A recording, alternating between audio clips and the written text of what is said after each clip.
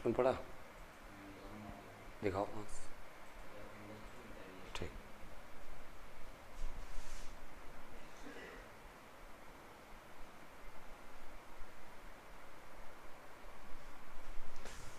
Good evening सभी साथियों को, बहुत सारा प्यार। नमस्कार बच्चों। साथियों, लूसेंट की क्लास में क्लास 4 जो लेक्चर नंबर है 4, यूनिट नंबर है 4। तो आज दोनों बहुत अच्छी मैचिंग है, क्लास नंबर 4 और यूनिट नंबर 4। सबसे बड़ी बात, आज का जो टॉपिक है वो वैदिक सभ्यता।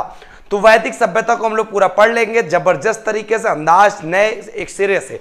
चलिए, अब आज 1 अप्रैल 2021 है, मतलब मूर्ख दिवस। तो हमने तो मूर्ख बनाया नहीं, हम तो तुम्हें पढ़ाने आ गए। तो भैया अब भी आप भी हमें मूर्ख न बनाइएगा और फटाफट वीडियो को लाइक कर दो, वीडियो को शेयर कर दो अपने साथियों के साथ, क्योंकि बहुत ही ज्यादा आनंद आने वाला है यहाँ पे। चलो तो भैया फटाफट वीडियो को शेयर कर दो। डेली क्लास शाम को 7 बजे चलती है, आज 7:30 बजे चली, लेकिन कल से प्रॉपर वे में 7 बजे क्लास आपकी शुरू हो जाया करेगी।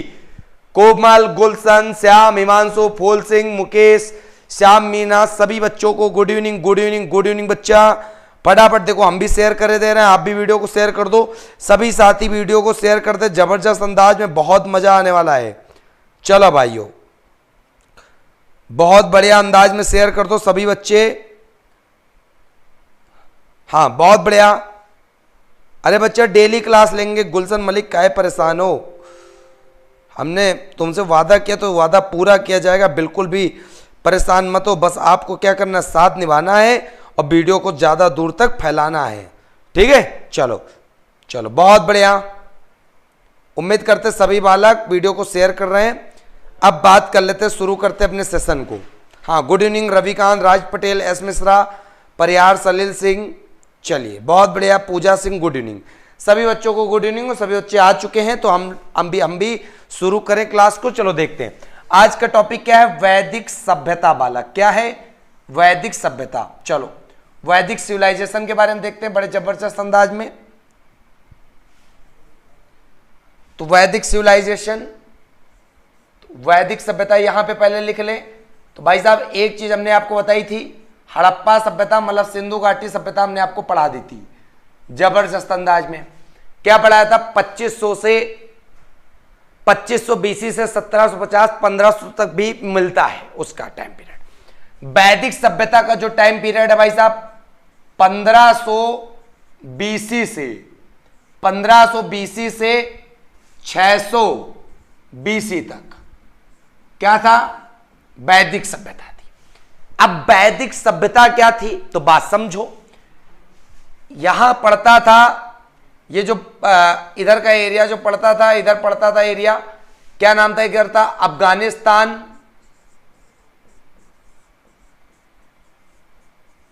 इधर पड़ता था भैया अफगानिस्तान, और इधर पड़ता था पंजाब। पंजाब कौन सा? पाकिस्तान। तो पेपर में प्रश्न आता है कि अफगानिस्तान तथा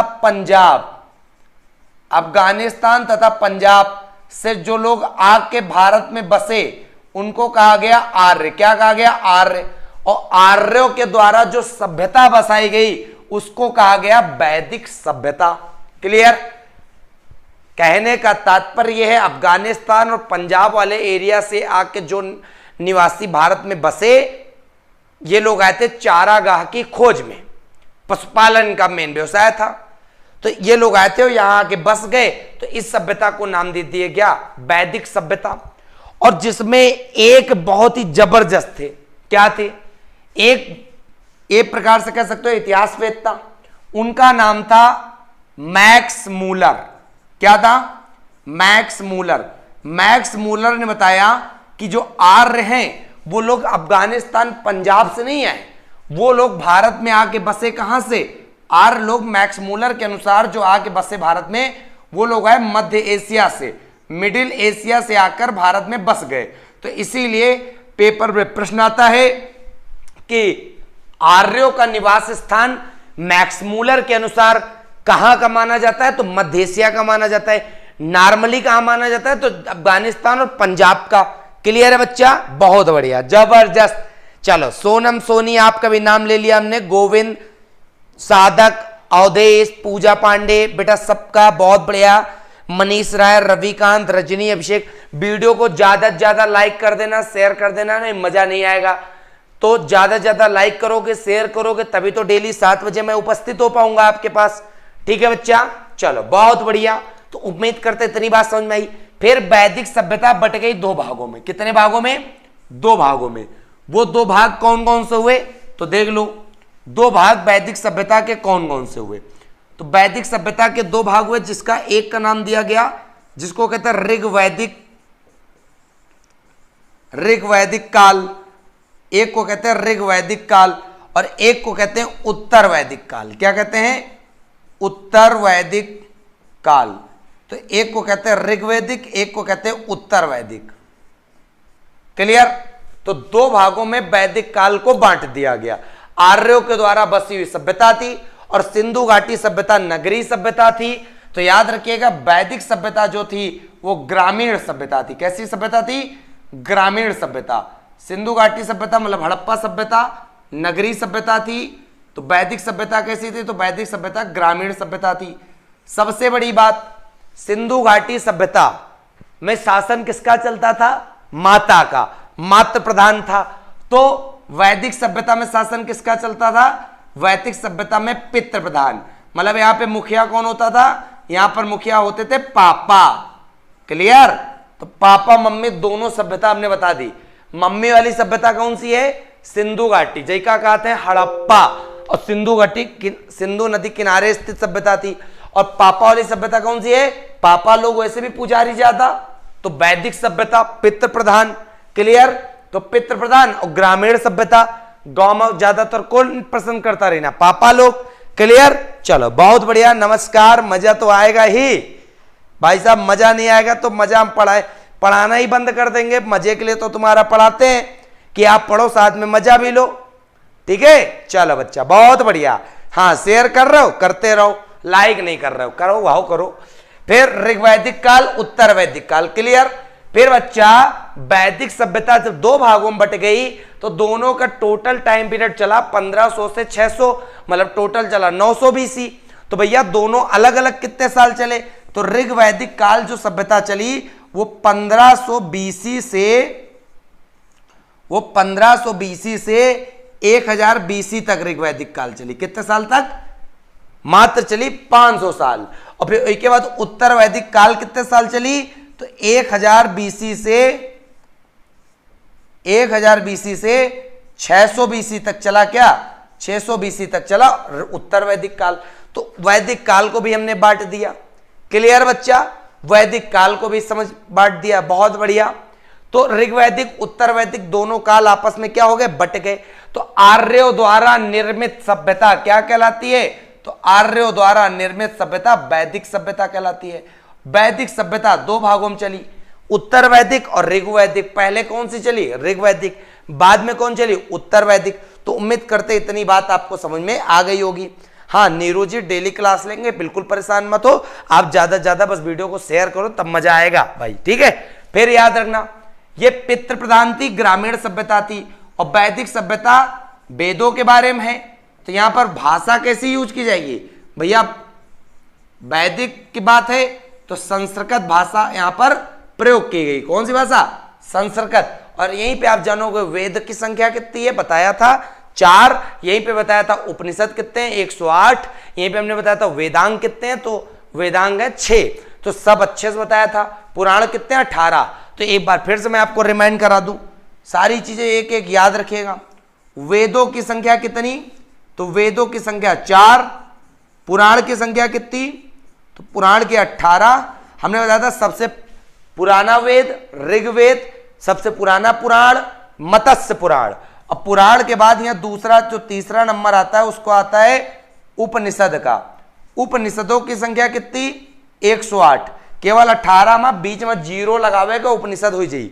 ठीक? फिर यहीं पे याद रखियो वेदांग कितने? तो वेदांग टोटल है 6। वेदांग मतलब शिक्षा, ज्योतिष, कल्प, निरुक्त, छंद, व्याकरण। तो भाई साहब ये पूरी की पूरी आपको टोली याद रखनी है झोंके में। वेद कितने? 4। पुराण कितने? 18। उपनिषद कितने? 108। और वेदांग कितने? 6। तो उम्मीद करते इतने प्रश्न आपको मजे से आ गए होंगे। ठीक। ख्वाब टूटे हैं मगर हौसले जिंदा हैं, वो है जहां मुश्किलें शर्मिंदा हैं। बिल्कुल, बहुत बढ़िया, जबरदस्त। डेली क्लास लेंगे, बहुत बढ़िया। हाँ, शेयर करते रहना, लाइक करते रहना मेरे बालक, और मेरा उत्साह जमीन से उठाकर आसमान में कर देना। बिल्कुल, बहुत बढ़िया। चलो, मजा आ रहा ना भाई? मजा तो आना ही है, नहीं आएगा तो मजा मानेंगे। चलो अब इसको करते ऊपर। अच्छा, स्क्रीनशॉट लेना है, स्क्रीनशॉट ले लो, नहीं फिर बाद में कमेंट करके बताओगे सर जी आप पढ़ाते तो बहुत अच्छा हो, लेकिन स्क्रीनशॉट लेने के लिए 10-15 सेकंड साइड में हो जावा करो। तो साइड में होगे तो स्क्रीनशॉट भैया आप ले लो, ठीक। चलो, बिल्कुल। सादक हुसैन सर आप तो आतंक मचा दिए। आतंक भैया अबे कहां मचा? आतंक तो तब मची जब तुम्हारा शेयर पड़ी जाए सब जगह, और सब जगह दिखा पड़ी कि आ गई है फिनिक्स एकेडमी में राघव सर, जो आपको लूसेंट एक ताबड़तोड़ अंदाज में पढ़ा रहे हैं। तब आतंक मचेगा। वो आतंक अगर मचाना है तो तुम्हारा साथ हमें चाहिए। 10-10 लोगन का जोड़ना अति आवश्यक है। अगर न जुड़ी हो तो बात बनी ना, या हो याद रखियो, ठीक बच्चों। आगे बढ़ो।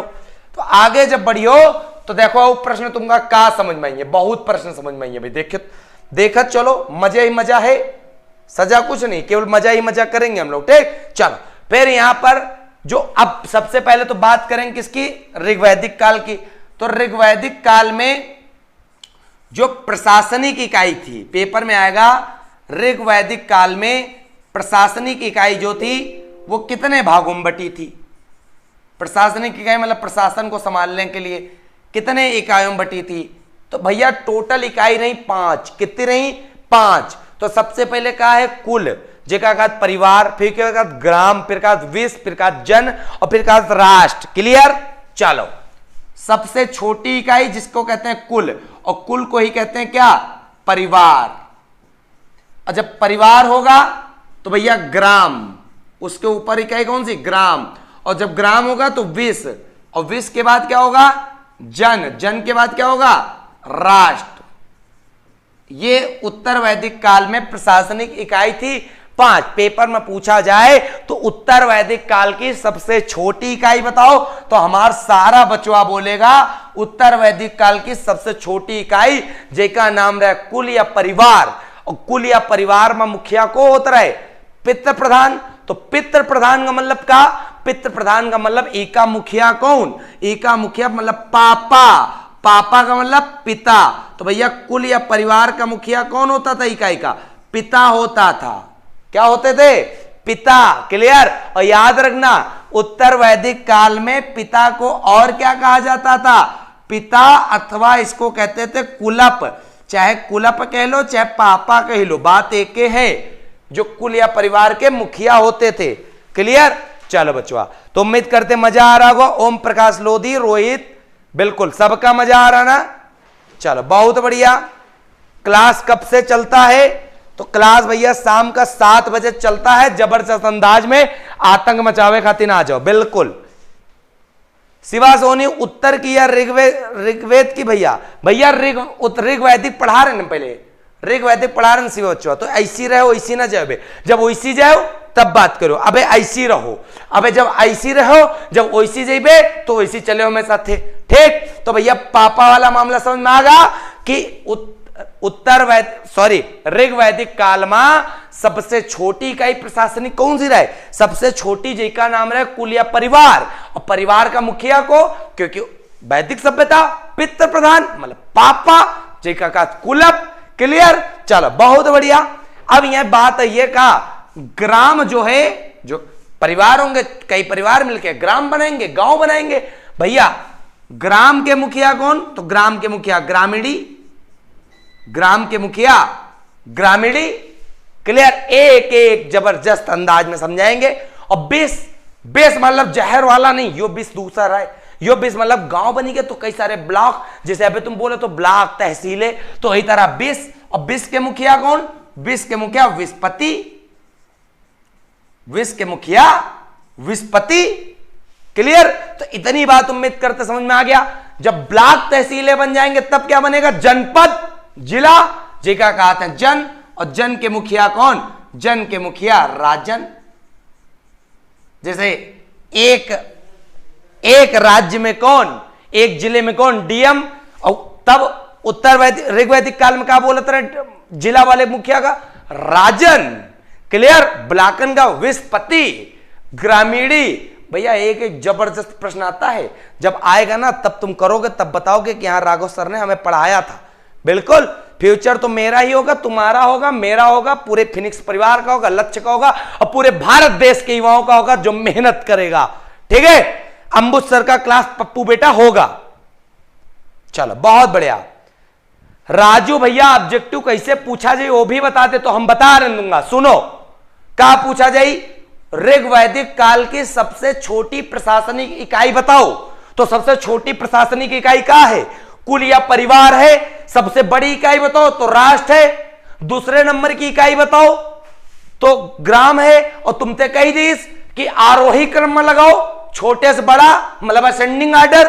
तो पहले परिवार, फिर ग्राम, फिर बेस, फिर जन, फिर राष्ट्र। ले ऑब्जेक्टिव, ऑब्जेक्टिव का तुम मेंस लिखो जाके। ठीक, चलो पप्पू भैया तुमका समझ में आ गया। चलो पप्पू को हम समझा दिन तो समझो सबका समझा दिन। बहुत बढ़िया कमेंट है, बहुत बढ़िया पढ़ी रहो। बस लाइक शेयर में कमी है, वही ज्यादा हम चिंतित हैं। और वही अगर चिंतित हो तो पढ़ाना पे ज्यादा। ठीक, चलो बहुत बढ़िया। हाँ, फिर आगे बात समझो, बहुत बात ध्यान से समझो अब। ठीक, एमा होता रहे अधिक, एक शब्द रहे रत्नी। पेपर में पूछा गया रत्नी क्या होता, रत्नी। तो भैया रत्नी होता रहे अधिकारी। रत्नी कहीं क्या कहते थे, ऋग्वैदिक काल में रत्नी बोलते थे किसको, अधिकारी को। कहीं क्या कहते रहे, अधिकारी। अधिकारी कौन, तो भैया याद रखो, सूत जो होते रहे, रथकार होते रहे, कमादि नामक अधिकारी, ये सब नाम रहे। सूत, कमादि और रथकार, ये छोटे छोटे अधिकार, ये छोटे छोटे व्यक्तियों के नाम थे जो अपने अपने टोली को संभालते थे। और इन सब अधिकारी को रत्नी कहते थे। मतलब इनका एक समूह पूरा रत्नी कहलाता था। और रत्नियों में अधिकारियों की संख्या कितनी होती थी, रत्नियों में अधिकारियों की संख्या टोटल 12 होती थी। क्लियर, राजा सहित। तो उम्मीद करते हैं कि प्रश्न जबरदस्त। अरे अब विशाल भैया कानपुर से है का, बिल्कुल उन्नाव सा है। कानपुर और लखनऊ के बीच में जो एक छोटा सा शहर है जहां के स्टेशन के समोसा बिल्कुल चटपटे हैं, वहां से ये लाइव चल रहा। बहुत बढ़िया, मजा आ रहा ना, बहुत बढ़िया, क्या बात है, बहुत बढ़िया साथी,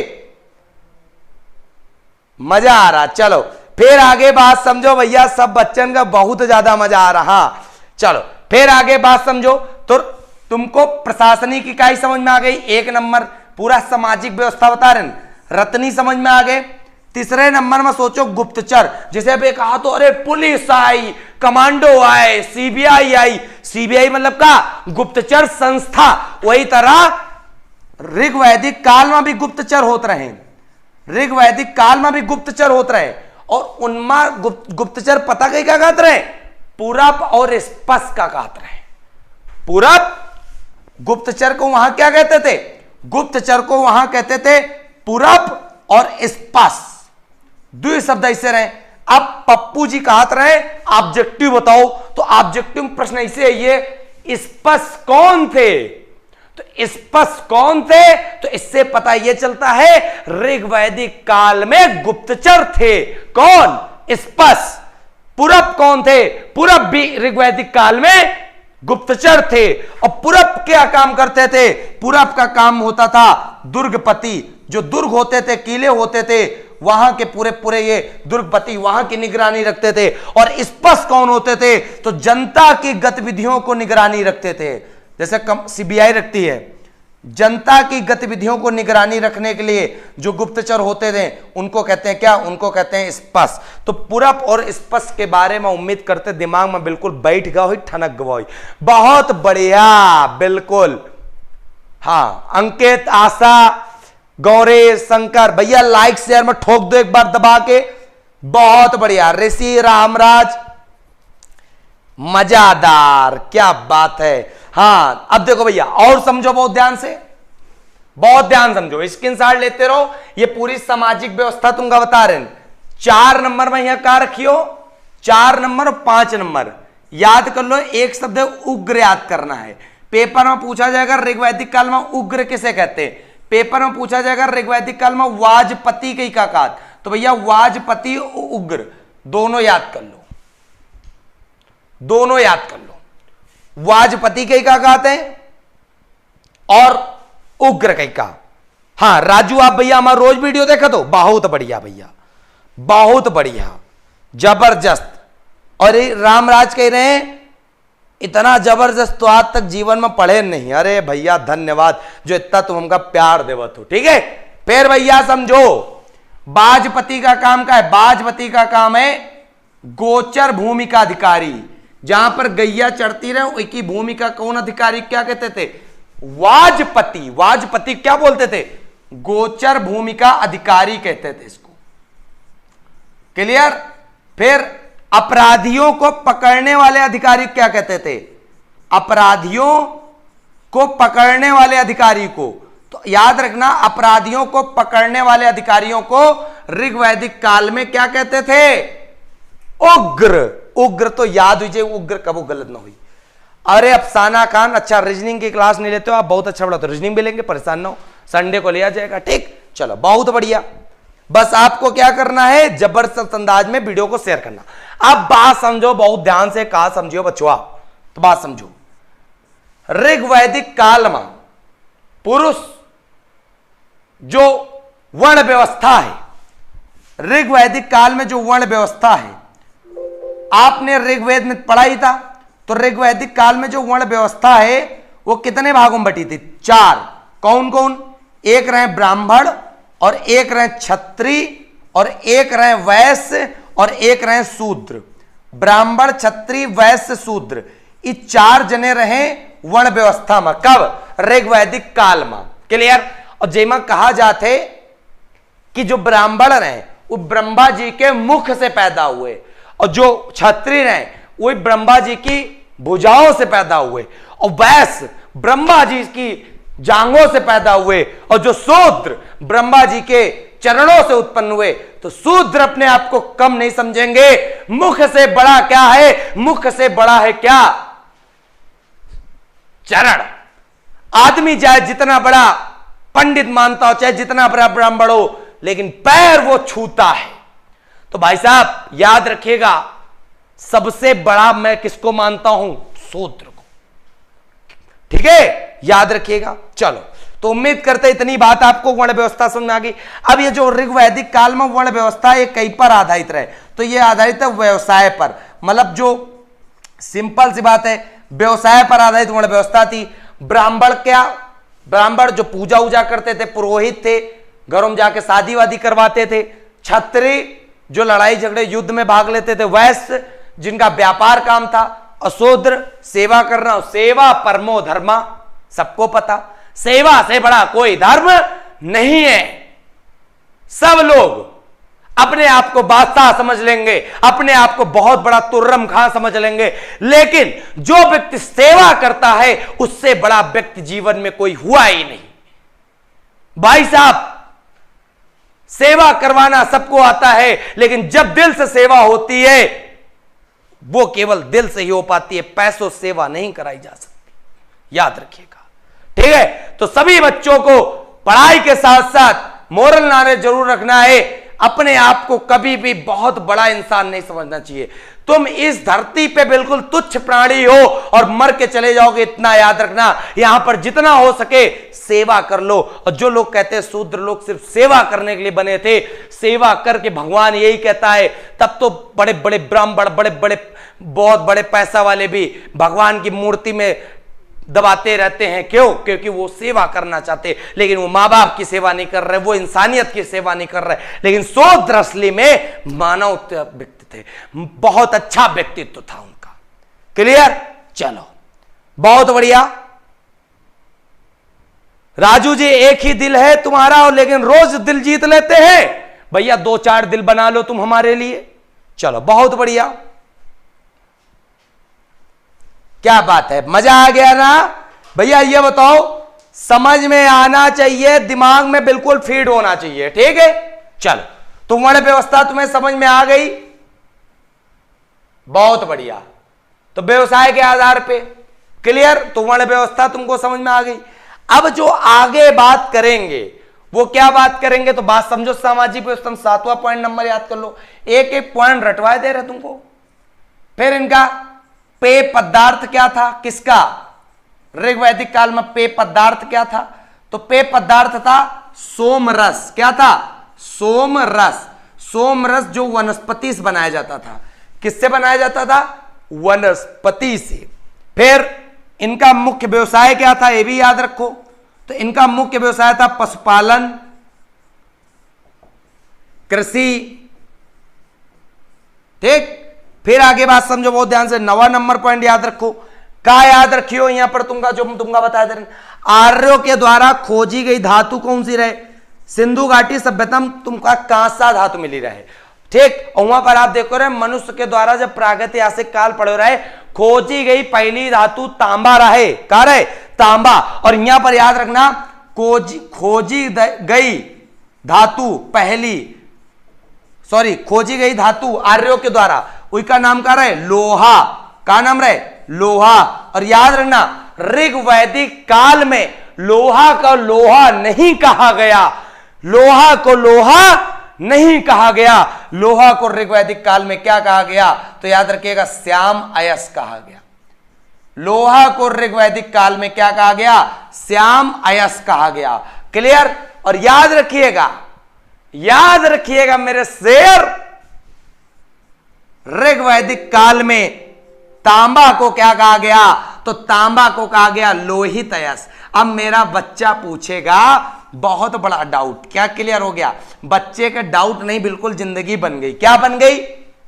अगर पेपर में आ जाता ऋग्वैदिक काल में तांबा लोहा को क्या कहता, हर एक बच्चा लगा के चला आता लोहा मतलब लोहित अयस, जबकि जस्ट उल्टा है। लोहा को यहां कहा गया श्याम अयस और तांबे को कहा गया लोहित अयस। तो दोनों में बहुत बड़ा फर्क है, जमीन आसमान का। क्लियर? चलो बहुत बढ़िया, बिल्कुल बिल्कुल भैया, बहुत बढ़िया, मजा आ रहा। तुम्हारा प्यार हमें बहुत आगे ले जाएगा, लेकिन लाइक और शेयर के दम पे, बिना लाइक शेयर के दम पे हम ऐसे बैठ जाएंगे, और ऐसे बैठना नहीं चाहते, क्योंकि हमारा बच्चा हमारे साथ है। हमारा बच्चा दिखाएगा कि लूसेंट का रिफॉर्मेशन राघव सर के द्वारा कैसे किया जा रहा है। क्लियर बच्चा? बहुत बढ़िया। हाँ, लूसेंट से साइंस भी पढ़ाएंगे आर्मी बेटा। चलो अब बहुत बड़ी बात तुमको हम बता दे, यहां पर जो परीक्षा में अब प्रश्न और क्या पूछा जाता है, तो बात समझो बहुत ध्यान से।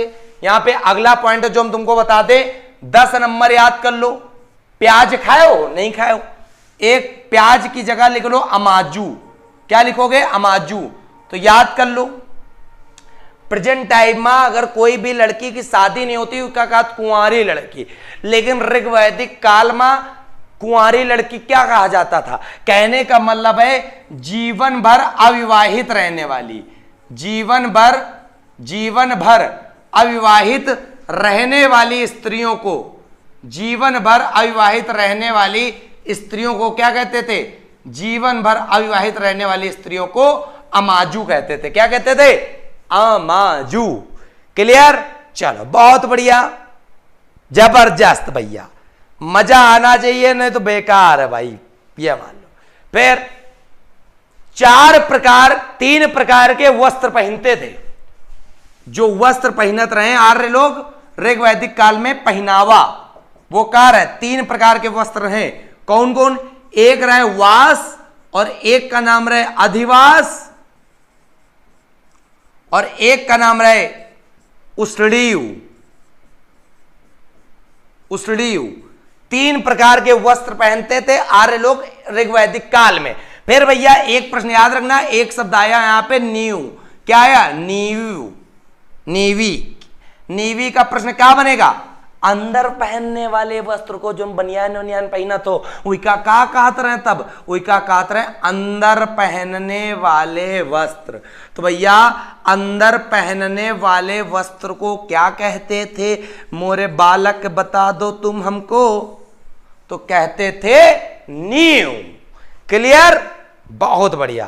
अरे भैया ग्रुप डी दे जाओ चाहे अधिकारी दे जाए, सम्मा न फंसे तो बताए वाकई हमका, जब पेपर में फंसे लागे तब तुम हमका बताए हुआ सर जी पेपर में बहुत अच्छा फंस रहा तुम्हारा पढ़ाया हुआ, तब हम मनबे। क्लियर? चलो बहुत बढ़िया, बस तुम इतना याद कर लो, जबरदस्त तुमको बता रहे हैं। ठीक, फिर आगे बस। अब ऋग्वैदिक काल में कुछ दर्शन आए, उन दर्शनों को देख लो।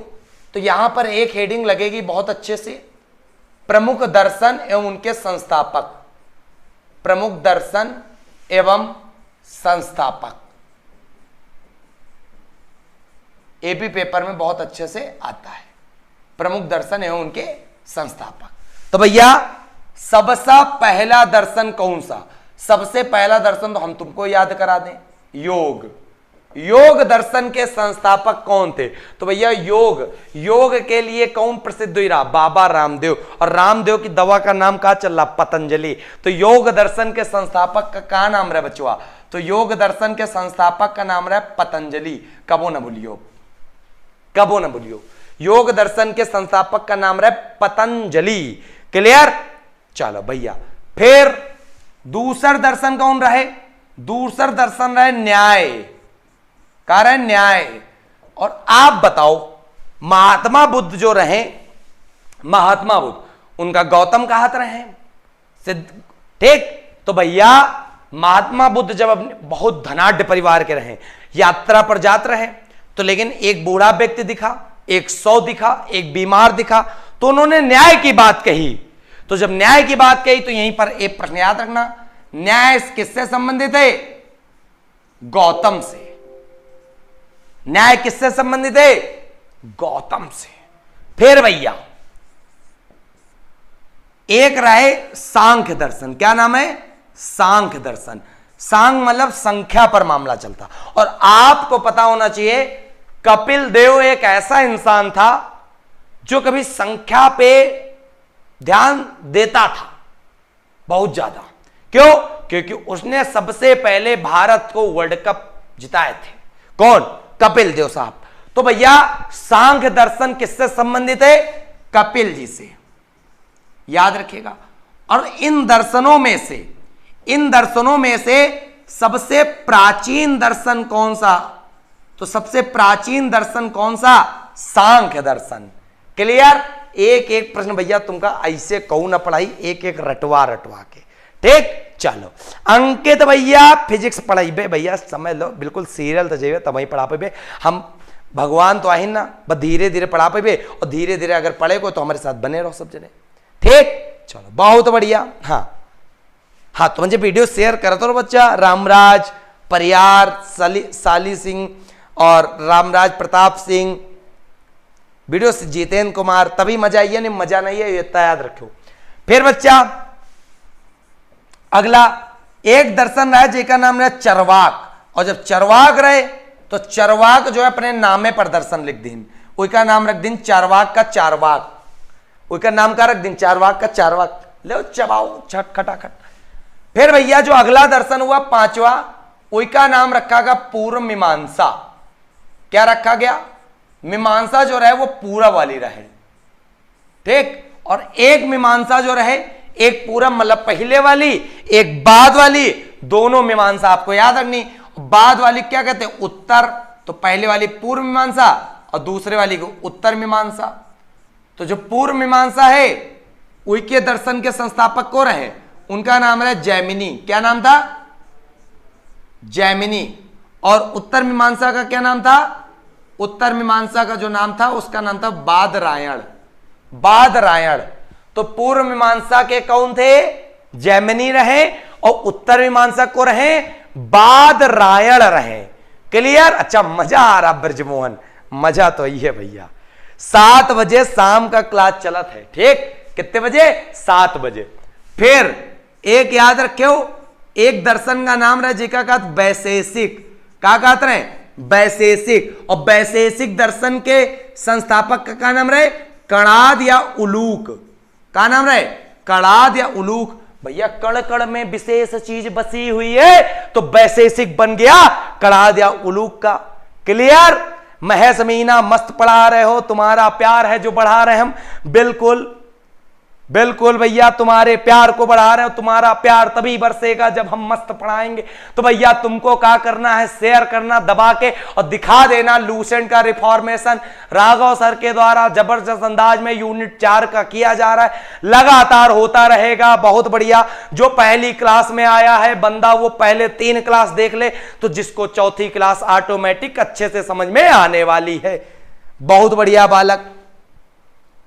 आराधना, नितेश, रामराज, तो तुमका भैया प्रमुख दर्शन उनके संस्थापक हम रटवादीन हैं। अब तुम जानो याद कैसे करें। योग बाबा रामदेव दवा कौन सी बेच रहे हैं? पतंजलि। फिर न्याय की बात करते हो तो न्याय तो महात्मा बुद्ध के साथ था। एक बीमार, एक बूढ़ा, एक वृद्ध व्यक्ति देखा इन्होंने, तो क्या किया? कहा हम पूरा घर परिवार को त्याग रहे हैं, अपने जो ये सास सच्चा है, इतने जो हमारे धनाढ्य परिवार है, हम पूरा साम्राज्य त्याग रहे हैं, हम भी अब न्याय के तरीके से एक साधारण जीवन जिएंगे, तपस्या करेंगे। तो न्याय गौतम। सांख्य, कपिल देव ने सबसे पहले संख्या पे ध्यान दी कि भारत को वर्ल्ड कप जिताना है, तो 1983 में जिता ले गए कपिल देव सांख्य के। और चारवाक ने खुद अपना दर्शन बनाया। क्लियर। फिर पूर्व मीमांसा, ओ जैमिनी आ जाओ। तो भैया पूर्व मीमांसा जैमिनी, मिनी मतलब जैमिनी आ जाओ। फिर उत्तर मीमांसा बादरायण, उत्तर मतलब बाद का, तो बादरायण। क्लियर। जैसे तुमका कंफ्यूज हो जावे, पूरब मां जैमिनी है कि उत्तर मां, तो भैया उत्तर मतलब बाद का और बाद मतलब बाद का, तो उत्तर मीमांसा बादरायण, पूर्व मीमांसा जैमिनी, वैशेषिक कणा दिया उलू, काम खत्म। क्लियर। चलो बहुत बढ़िया। हरे बच्चे को समझ में आ रहा होगा। हाँ चलो, शेयर वीडियो का रुकना नहीं चाहिए मेरे बच्चे को। बहुत बढ़िया। तो प्रमुख दर्शन एवं उनके संस्थापक याद हो गए। अब अगला याद कर लो बच्चा, ऋग्वैदिक काल की प्रमुख नदियां, ऋग्वैदिक कालीन की प्रमुख नदियां जिनके पुराने नाम और आधुनिक नाम दोनों पेपर में पूछे जाते हैं। ऋग्वैदिक कालीन नदियां जिनके दोनों नाम आप याद रखो जबरदस्त अंदाज में। देख, तो ऋग्वैदिक काल की नदियां देखो बड़े जबरदस्त अंदाज में। क्या देखोगे भाई साहब? सबसे पहले नदी तो तुमको याद कराएंगे हम, पता कौन सी? सबसे पहले नदी तुमको हम याद करवाएंगे, रटवाएंगे, जैका नाम है पता का? परुष्णी। परुष्णी। और परुष्णी का नाम वर्तमान में क्या है? रावी। परुष्णी जो है उसका वर्तमान में नाम क्या है? रावी। क्लियर। रावी। चलो आगे बात समझो बालक, बहुत जबरदस्त अंदाज में। परुष्णी का नाम प्रेजेंट टाइम में रावी है, मतलब रावी नदी। तो पेपर में प्रश्न पूछा गया, एक बार परीक्षा में नहीं 10 बार आया है। 10 बार का मतलब हो गया 10 राग युद्ध। तो भैया 10 राग युद्ध जो है किस नदी के किनारे लड़ा गया? तो 10 राग युद्ध किस नदी के किनारे लड़ा गया? तो रावी नदी किनारे। रावी नदी का प्राचीन नाम बताओ तो परुष्णी बताओगे। किसके किसके बीच लड़ा गया? तो भैया याद कर लो, 10 राग युद्ध जो लड़ा गया वो लड़ा गया, एक तरफ रहे राजा सुदास, एक तरफ राजा रहे सुदास और एक तरफ रहे 10 जन। 10 जन का मतलब है 10 छोटे छोटे लोग। क्लियर। परसुड़ी नदी किनारे 10 राग युद्ध लड़ा गया था, जिसमें एक तरफ थे राजा सुदास और एक तरफ थे 10 राग। अब तुम कहोगे सर जी तुम यो कहां पता कि 10 राग युद्ध लड़ा गया? तो मैं आपको बता दूं कहां से लड़ा गया। भैया ये जानकारी हमें मिलती प्राप्त होती कहां पे? ऋग्वेद काल पढ़ रहे हो तो ऋग्वेद काल में 7वां मंडल ऐसा कहता है कि यहां पे 10 राग युद्ध लड़ा गया। क्लियर। तो भैया 7वां मंडल का कहा था बचवा? 7वां कहता है कि 10 राग युद्ध लड़ा गया और कई के बीच लड़ा गया, मतलब 10 राग गए तो दास मतलब सुदास और सुदास मतलब 10 जन, 10 राग मतलब 10 जन, और राजा सुदास के बीच में कौनी नदी किनारे परुष्णी जय का कहते हैं वर्तमान में रावी, और जय के बारे में उल्लेख मिलता है कहां पर? 7वें मंडल में ऋग्वेद के। क्लियर है भाई साहब? लाइक ठोको रे ठोको, लाइक ठोको। अगर मजा आ रहा हो, अगर मजा ना आ रहा हो तो लाइक शेयर घटा लो, लेकिन लाइक शेयर घटा देना अगर तुमको मजा आ रहा हो। ठीक है भाई साहब? चलो बहुत बढ़िया। बालक मेरा अगला प्रश्न सीखेगा क्या? अगली नदी ऋग्वैदिक काल की क्या क्या नाम था? जिसको कहते थे अस्किनी, और अस्किनी बोलते थे। अस्किनी का वर्तमान में नाम है चिनाब। क्या कहते थे? नी मतलब नी, तो नी मतलब ना मिलना चाहिए, नी है तो ना भी तो होगा, तो अस्किनी मतलब चिनाब। क्लियर? तीसरा है सतुद्री। क्या नाम है? सतुद्री। और सत मतलब है तो प्रेजेंट टाइम में उस नदी का नाम क्या है? उस नदी का नाम है सतलज। तो याद हो रहा होगा ऋग्वैदिक काल की ये प्राचीन नदियों के नाम है और ये वर्तमान में नदियों के नाम है। तो पर रावी का प्राचीन नाम परुष्णी, परुष्णी का आधुनिक नाम रावी था, और यहां पे चिनाब का प्राचीन नाम अस्किनी, अस्किनी का आधुनिक नाम नीना। नीना मतलब चिनाब, अस्किनी, सतुद्री। सत शब्द आ गया तो सत आ गया तो सतलज कहां जाएगा? रहेगा तो सत के पास ही ना भाई साहब। बहुत बढ़िया, जबरदस्त अंदाज में बैटिंग कर रहे हो तो भैया तुम्हारा लाइक शेयर आज दिखा देगा ताकत कि राघव सर के स्टूडेंट हो तुम भैया। ठीक, फिर भैया अगला जो युद्ध आएगा, सॉरी अगली नदी जो आएगी उसका नाम है वितस्तता। और वितस्तता जो है जहां पे व्यस्त है मतलब आदमी झेल रहा है, व्यस्त आदमी हमेशा परेशानियों को झेलता है, मतलब वितस्तता झेलम। क्लियर? व्यस्त आदमी हमेशा परिस्थितियों को झेलता है, मतलब झेलम को। क्लियर है? हाँ भैया राम गुप्ता, तुम तो हमारा कल्याण करोगे, हमका पता है। चलो फिर अगला 5वें नंबर की नदी का क्या नाम है? सदा नीरा। कौन सी नीरा? सदा नीरा। और सदा नीरा कहां बहेगी? जहां गड्ढे होंगे, मतलब गंडक नदी। गंडक नदी को प्राचीन काल ऋग्वैदिक काल में क्या कहते थे? गंडक कहते थे। गंडक वर्तमान में कहते हैं सदा नीरा, इसको पहले बोलते थे। क्लियर? बहुत बढ़िया। हाँ रीजनिंग भी पढ़ी हुए, बस तुम्हारा अगर प्यार मिलत रही तो, नहीं तो हम डाउन पड़ जाए। बिल्कुल रामराज, भोला राग, राम राम राम राम। हाँ बहुत बढ़िया, जबरदस्त। हाँ देखो फिर आगे, फिर अगली नदी है गोमती। भैया जो गोमती गोमती चिल्लाया करते हैं, लखनऊ इसके किनारे स्थित है। गोमती का वर्तमान में नाम है गोमल। गोमती का वर्तमान में नाम है गोमल, और पहले बोलते थे इसको क्या? गोमती, जो अभी भी गोमती बोल रहे हैं हम लोग। फिर अगली एक नदी ऋग्वैदिक काल की थी जिसका नाम था कुभा, और कुभा नदी को वर्तमान में कहते हैं क्या? कुभा को बोलते हैं काबुल। कबूल है? बिल्कुल कबूल है, काबुल है। क्लियर? गोमती को गोमल, सदा नीरा को गंडक, कुभा को काबुल। यही तो हमारा प्यार है। क्लियर है भाई साहब? अब आएंगी बिपाशा बसु। क्लियर? और जब बिपाशा आ रही हैं तो कौन सी नदी लेकर आएंगी? तो बिपाशा आ रही हैं तो ब्यास नदी। क्लियर? ब्यास नदी। फिर भैया एक लास्ट नदी जो बची है वो बची है दृष्टगति, दृष्टदती। और इस नदी को बोलते हैं दृष्टदती। दृष्ट मतलब घग, घग घर। भैया टोटल 9 नदियां याद कर लेना ऋग्वैदिक काल की, जो प्राचीन नदियां और उनके वर्तमान नाम। अब बच्चा एक बार कमेंट करके बता दो तुमका ऋग्वैदिक काल पूरा पढ़े मजा आगा कि नहीं आगा। अगर ना आवा हो तब हूँ कमेंट करके बता दो, और जबरदस्त अंदाज में कमेंट करके बताओ कि मैं बहुत ही बढ़िया मजा आएगा, हमें जोश मिलेगा। और एक बात बालक और बता दी दूंगा, पता का? अब तुम हमसे प्रॉमिस करो कौने दिन सर जी तुम्हारी क्लास में 1K 2K वाचिंग आने वाली है, उस दिन हम केक वेक लेके बैठे पे तुम्हारे सामने ऐसे कटिबे जो दिन 1K वाचिंग आ जाइए। ठीक? बिल्कुल। अरे भैया पप्पू, इतिहास के बाद साइंस तुम पढ़ी बे ना, इतिहास के बाद क्या है, भूगोल है तो भूगोल पढ़ी बे। हम लूसेंट बिल्कुल सीरियल से चल बे भैया।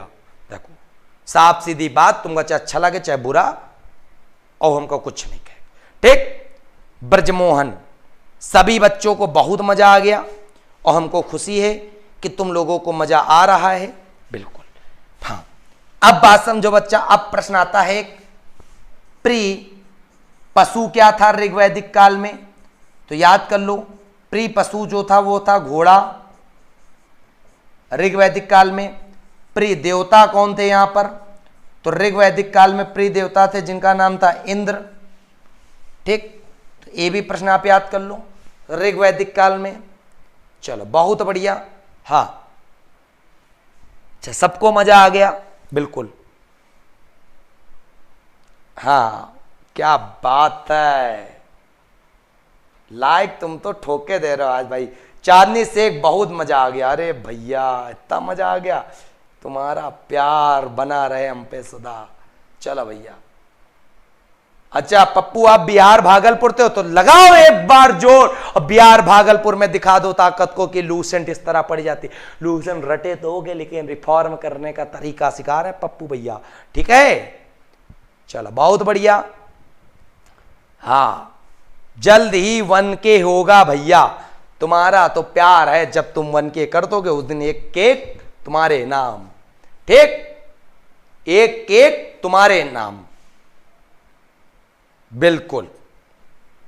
आगे बचवा, आगे देखो, बहुत जबरदस्त तरीके से कहा देखोगे, ऋग्वैदिक काल की चीजें। अब ऋग्वैदिक काल में एक चीज तुमको और बता दी, यहां पर गाय का कहते थे ऋग्वैदिक काल में, गाय को बोलते थे अधन्या।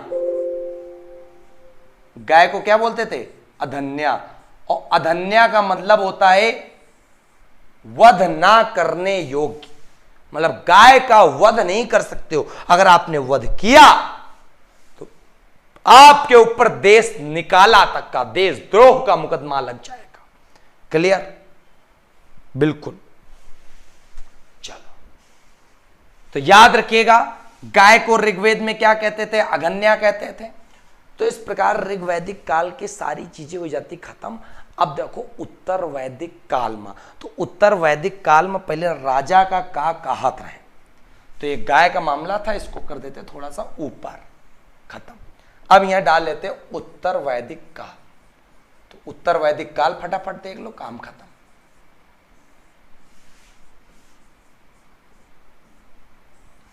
तो भैया उत्तर वैदिक काल देख लो, उत्तर वैदिक काल का टाइम पीरियड कब से कब तक था, 1000 BC से बचवा था 600 BC तक। क्लियर। फिर उत्तर वैदिक काल में राजा को क्या कहते थे, तो चारों दिशाओं में राजा होते थे, ठीक, चारों दिशाओं में राजा होते थे। अलग अलग दिशा में क्या क्या नाम थे इनके, तो देखो ये वाली दिशा कौन सी लगेगी, उत्तर। उत्तर दिशा में राजा को क्या कहते थे, उत्तर दिशा में राजा को कहते थे विराट, और दक्षिण दिशा में राजा को क्या कहते थे, भोज, ठीक। अब पूरब दिशा में क्या कहते थे, पूरब दिशा में कहते थे सम्राट, और पश्चिम दिशा में क्या कहते थे, पश्चिम दिशा कहते थे स्वराष्ट्र।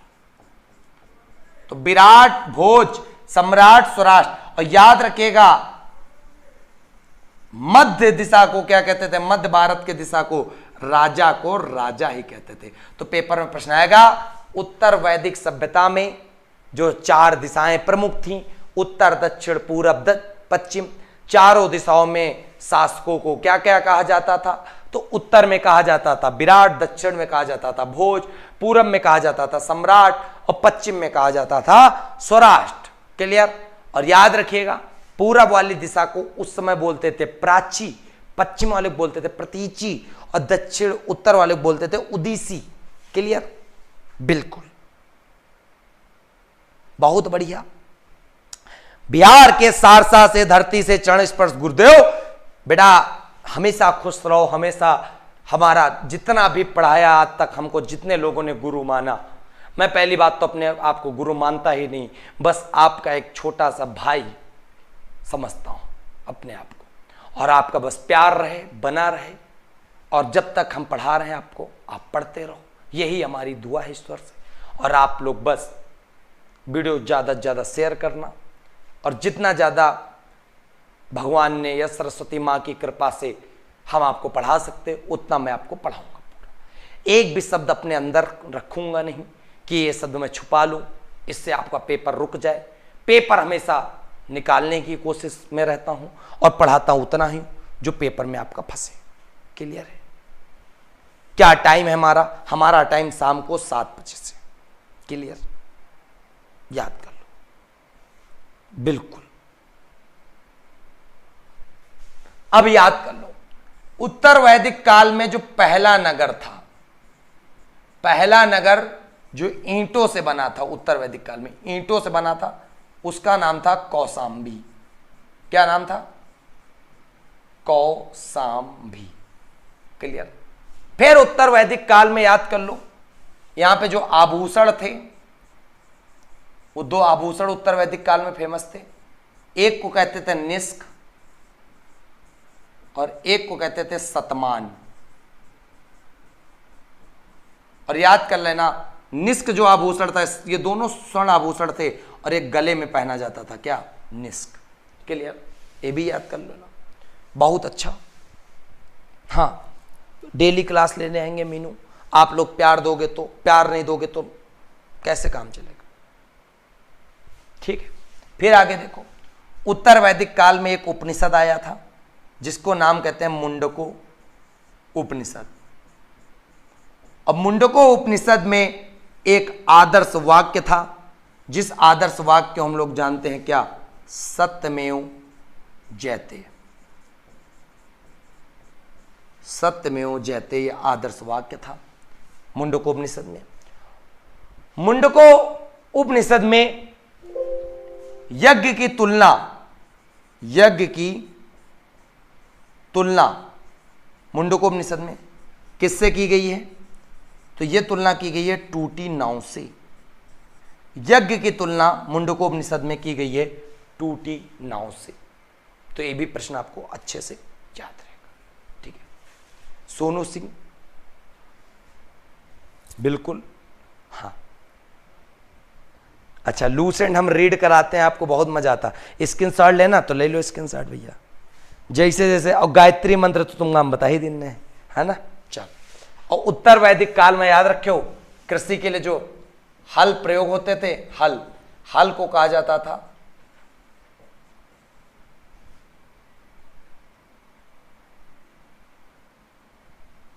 सिरा। ठीक, चलो। तो उम्मीद करते सारे बच्चों को बहुत अच्छे से समझ में आ गया होगा। ठीक, बहुत बढ़िया। हाँ, बिल्कुल। अब एक चीज और याद कर लो, तुलना करने के लिए हमने बताया था, यह संस्था जो एक संस्था का नाम था जिसको कहते हैं सभा एवं समिति, यह संस्था थी। कहां पर थी ये? ऋग्वैदिक काल में, ऋग्वैदिक में। और जबकि उत्तर वैदिक में संस्था को क्या कहते थे? उत्तर वैदिक में संस्था को बोलते थे गोत्र। तो याद कर लेना, गोत्र कहां बोला गया और सभा एवं समिति कहां बोला गया, और किसको बोला गया? संस्था को। ऋग्वैदिक काल में प्रमुख देवता इंद्र थे। यहां पर जो प्रमुख देवता हुए वो कौन हुए? वो हुए प्रजापति। उत्तर वैदिक काल में जो प्रमुख देवता हुए उनका नाम पड़ा प्रजापति। क्लियर? चल, बहुत बढ़िया। तो उम्मीद करते आप सबको मजे से आ गया होगा। और उत्तर वैदिक काल में एक महाकाव्य लिखा गया था जिसका नाम है महाभारत। महाभारत। और महाभारत के जो लेखक हैं उनका नाम है वेद व्यास। ये लेखक का नाम है। और महाभारत का जो प्राचीन नाम है, उस प्राचीन नाम मतलब ओल्ड नाम है, उसको क्या कहते हैं? उसको कहते हैं जय संहिता।